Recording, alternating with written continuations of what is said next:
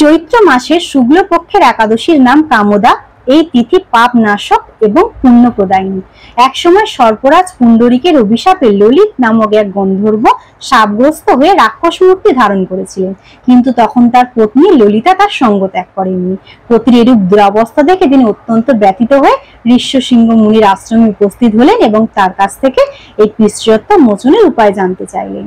তখন সেই মুনি বললেন, তুমি কামদা একাদশী ব্রত যথাবিধি পালন করো এবং এই ব্রতের পুণ্য ফল তোমার পতির উদ্দেশ্যে অর্পণ করো, তাহলে তোমার পতির সমস্ত পিতৃসত্তা দূর হবে। তখন ললিতা আনন্দ ভরে এই ব্রত পালন করলেন এবং সমস্ত ব্রতের পুণ্য ফল তার পতি ললিতের উদ্দেশ্যে অর্পণ করলেন এবং তার পতি ললিত সমস্ত পিতৃসত্তা থেকে দূর হয়েছিল। এই ব্রত ব্রহ্মা হত্যা পাপ বিনাশক ও পিতৃসত্তা মোচনকারী। আর আগামীকাল মানে 8/4/2025 মঙ্গলবার রয়েছে কামদা একাদশী ব্রত, তাই আপনারা সবাই এই ব্রত পালন করুন। হরি বল।